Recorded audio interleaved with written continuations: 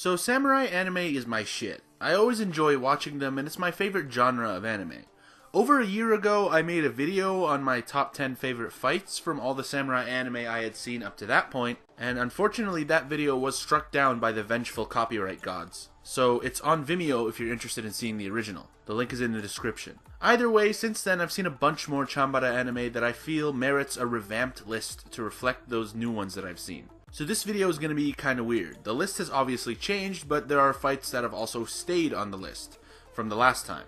So to avoid saying the exact same things from a year ago, for the fights that remained on the list, the original commentary from over a year ago will be used, with new fights I've discovered having this current commentary. If you want to know where these fights ranked in the original or what fights have now slipped out of the top 10, go to Vimeo to see the original video. So with that in mind, let's proceed. Okay, so starting this list, it's a fight from an anime I was not expecting to be good at all. The Juubei-chan series, which aired in 1999 and 2004 respectively. But it surprised me with how sick a lot of its fights were. The best one being the penultimate battle of the second season. People who have seen my videos before will likely be familiar with a concept here, that being a female version of the famous Yagyu Juubei. And it turns out Akitaro Daichi made a dope female Juubei 4 years before Hideaki Sorachi even published Gintama for the first time. I don't want to spend too much time summarizing the series, it's actually surprisingly good and I actually recommend giving it a try. Without spoiling major details, in the second season, Yagyu Juubei, aka Jiyu Nanohana, a successor to the real Yagyu Juubei from 300 years prior, is fighting Yagyu Frisia, the actual daughter of the real Yagyu Juubei, for the title of Yagyu Juubei II. This fight had been built up pretty well for the entirety of the season beforehand, with backstories, characterizations, and prior fights building the anticipation to this clash. The fight started with your typical Chanbara stare down before Juubei and Frisia burst into action, and a very well animated and fast-paced fight that keeps you on the edge of your seat. Both women are using the environment to their advantage and have crazy speed, which makes for a visual spectacle. It's a relatively short clash, but I'm cool with that, because they gave us a really good and effective product rather than drawing the fight out and potentially wearing out the audience. The fight also comes to an emotional ending, which made it even more memorable, as the fight had weight both as a spectacle and as a narrative end to Frisia and Jiyu's character arcs. Okay, so also a fight including Juubei, but this is a totally different Juubei from a totally different series. That series being Juubei Ninpuchou, known in the West as Ninja Scroll. The series comprising of an awesome movie in 1993 and a mediocre series in 2003. But the focus is on the final fight of the 1993 movie. So our protagonist Juubei is a Ronin, coerced into helping stop a plot to overthrow the government by a Tokugawa agent. The villain, Genma, this super jacked, scary looking dude, is the head of that entire plot and is someone who coincidentally shares a history with Juubei. And as if that didn't give enough of a sense of tension, Juubei had lost a crucial ally to Genma's faction over the course of the film. And Genma was essentially immortal as well, and they had their fateful clash inside of a burning ship. So the tension was pretty much through the roof, leading up to the fight. The fight was also properly built up to, with cool prior fights, character building, while Genma was ominously hyped up throughout the film. As for the fight itself, it delivered. It ran on the short and sweet model that I talked about in the previous entry in the list, but it worked in this movie as well. The fight was incredibly well animated for its time, the hits were hard, and Genma fighting without a sword and just punching out Juubei was seriously badass as hell. Juubei offset that with strategy, a fierce determination of his own, and a little bit of luck. You should definitely give this movie a shot, if at least to reach this fight.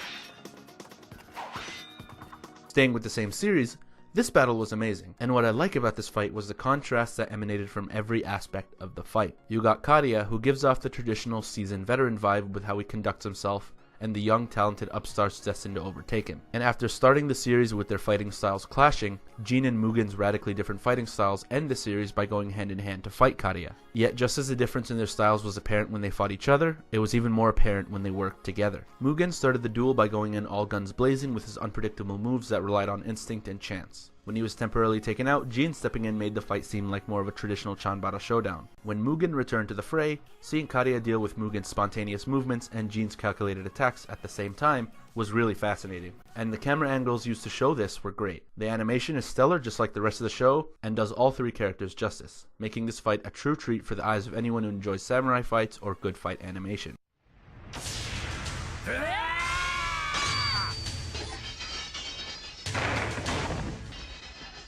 Now this one gets its place for how terrifying this fight was in so many aspects. So the final canon encounter of the Rurouni Kenshin anime had been built up for the entire show, and there was really no place better to capitalize on that tension than placing the fight in a burning oil field, a constant reminder of Shishio's past and his insane present. And even though he didn't know it yet, his future. The fight started with Kenshin getting absolutely destroyed and even bitten at one point by Shishio, and the others stepped in to help Kenshin but could only stall for time. And the way in which it was done was unforgettable. Seeing Hajime Saito, essentially one of the most intimidating characters in the show, get wrecked by someone even more intimidating, followed by Sanosuke getting punched out, something that he's supposed to be good at, increased this sense of hopelessness that Shishio just couldn't be beat. And he took all of them one after another like a gauntlet without even being troubled. Kenshin finally recovered and managed to match Shishio for a while. He finally got the upper hand at one point, but in one of the most shocking moments in the whole show, Shishio uses lover Yumi as a human shield and stabbed through her to get to stab Kenshin, just further proving how insane this guy is. And when the fight was still going on, he burst into flames because he overexerted himself, because his condition didn't allow him to sweat, and that combined with being in the hot oil field, and that was the end for Shishio.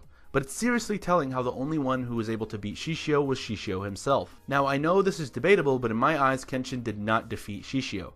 The fight wasn't over, and Kenshin was not fighting anticipating Shishio burning to death. That was never mentioned or implied at all. The fight was abruptly interrupted and Shishio never actually got killed by Kenshin or his crew. Now if that isn't ominous, then I don't know what is. This one gets its place for a combination of factors. Firstly, the build-up. We had been waiting for the confrontation with this guy from the beginning, as the main culprit of the murder of protagonist Tetsu's parents, and one of the primary members of the Choshu clan that the Shinsengumi had been fighting for the whole show. And Tetsu finally arrived for his confrontation after Yoshida had defeated several prominent Shinsengumi members, including Okita Soji, arguably the strongest one. The fact that Yoshida had just destroyed several of our favorite characters had us really rooting for Tetsu in this fight. What's more, this is Tetsu's first real fight. For the whole show, he had been unable to really break out of his shell due to a combination of youth, inexperience, and trauma from the death of his parents. So for him to finally overcome that hurdle to literally face the main villain right off the bat, and facing that villain after he defeated several stronger characters, makes calling it a David versus Goliath battle an understatement. But Yoshida's wounds from the previous fight gave Tetsu a chance, and he almost pulled it off. Not to mention the fight looked great from an animation and presentation standpoint. Tetsu almost got the win before Yoshida's response to his question about his parents' murder made him question what he knew, throwing him off and almost getting him killed before Okita rushed in to save him at the last second by cutting off Yoshida's head, which honestly came out of nowhere, just adding to the intensity and shock value of the fight. This encounter was short, but it packed everything into what might be the most brief fight of every one I have on this entire list. It gave us an ominous feeling of hopelessness by having other prominent characters be defeated. It had Tetsu finally getting the guts to join the fray formally as a member of the Shinsengumi, and Tetsu being able to act on his plans for revenge and closure for his family. We have an insane underdog situation with the scales of this fight, and the animation and choreography is top notch. Sometimes the fight doesn't need to be drawn out. Sometimes everything just needs to be aligned right and things fall into place at the same time, and you have a near perfect samurai fight in less than 2 minutes.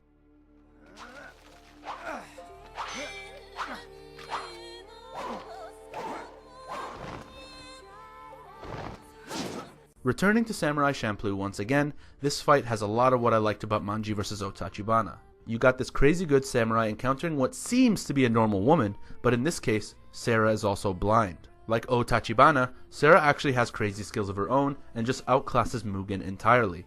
This along with the added weight of Sara needing to fight to keep her son, who's being held hostage, alive. And she would have killed Mugen if Fu hadn't interfered in the last second. Also, as is the case with all the fights on this list, it looks amazing. And there's the additional factor of Sara being blind and destroying Mugen. Although the blind swordsman trope is in like every samurai anime, so it's not necessarily a surprise if you're familiar with the genre. What places this so high is the stakes in which the fight possesses, the genuine surprise that the fight is even happening, and the amazing animation and choreography.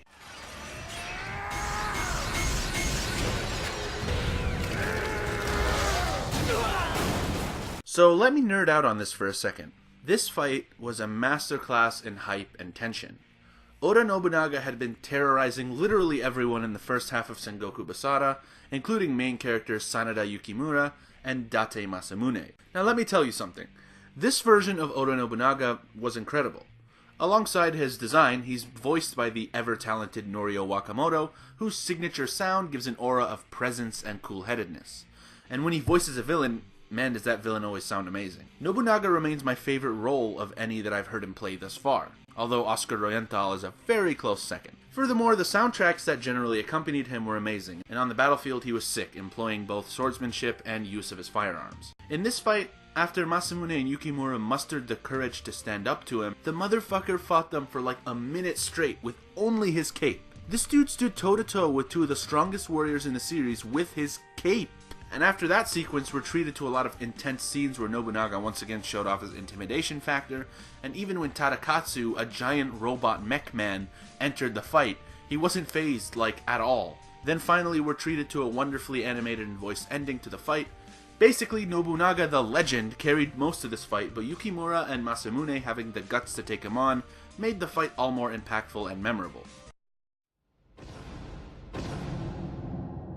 Now, what makes this one so goddamn memorable? It's not as easy to pinpoint as the others on this list, but if I had to name one factor, I would say the most standout feature of it is the breathtaking intensity of this fight. Kenpachi is an imposing man, and not only does Ichigo clearly feel that just by the pressure Kenpachi exerts, but we're made to feel it as well through the way Kenpachi is framed, the music, his dialogue, and his brute force fighting style. Ichigo might as well be staring down a brick wall in this fight because that's what Kenpachi feels like to him, exerting so much pressure to the point where Ichigo feels like he's being stabbed before the fight even begins. The fight itself feels like this hopeless struggle, Ichigo struggling with all of his might, and Kenpachi easily blocking, entertained at what he's seeing. It always feels like Ichigo is going to get crushed at any point in this fight, yet he somehow manages ways to stay in the fight, and eventually starts pushing Kenpachi in an unbelievable turnaround, all leading to the explosive ending.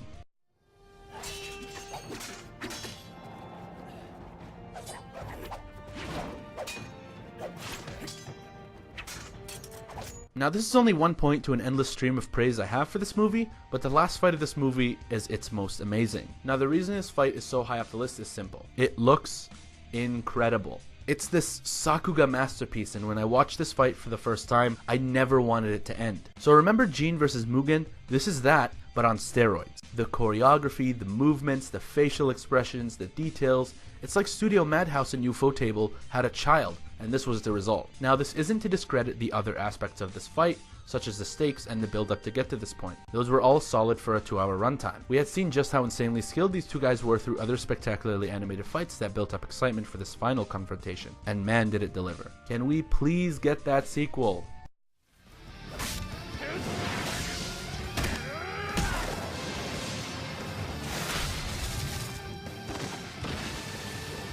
Yeah, I know, if you look at my channel, you can easily call biased on this one, and that very well could be true. But let me try and explain myself before I get destroyed. So take all the positive points I've mentioned about most of these other fights, and notch them up to 11. I'll start with the build-up. This fight had been 304 episodes in the making. Takasugi's Kiheitai had been shadowing Gintoki and his Yorozuya for the entire show, making attempts at their lives and their friends' lives, trying to destabilize the country, and spreading fear. Finally, these guys caught up to each other. The main antagonist Takasugi had been shrouded in mystery and had been an ominous presence. He didn't make many appearances, but when he did, something serious was always going down. The light in which he had been portrayed for the whole anime up until this point was one of malice and intimidation, which contributed to the intensity of this encounter. We had known there was a history between these guys, but we didn't know the details. The reason behind the animosity was unknown, and all throughout the fight we received timely flashbacks explaining the tragic history that led them to their path to this deadly encounter, and that added more weight and meaning to the fight as it went on.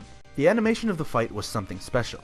It wasn't as Sakuga as many of the other fights, if that makes sense. It was still animated very well, but I feel like the animators at Sunrise instead focused on impact.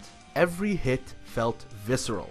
When somebody connected with a hit, you could almost feel the emotion and desperation of the two characters. The punches were hard and the cuts were deep. Nothing better describes this in the part of the fight where Takasugi is straight up wildly punching Gintoki in the face with all his power, yelling like a madman. You're left speechless during so many points of this fight because of how real it feels.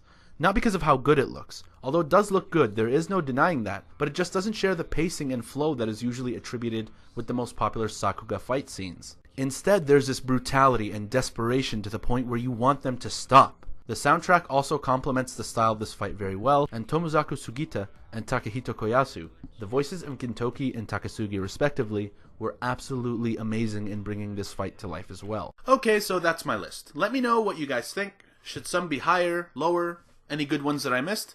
Honorable mentions go out to Batman vs. the Joker from Batman Ninja, Hyakimaru vs. Nihiru from Dororo, the second round of Utsuro vs. literally everyone in Gintama, Kitafuro and Retsusai vs. Yagyu, Juubei, and Frisia from Juubei-chan, and Masamune vs. Mitsunari from the Sengoku Basara Last Party movie. Thanks everyone for watching. I appreciate the patience as I make videos around school and work these days. Hopefully in the summer my uploads will be more frequent again.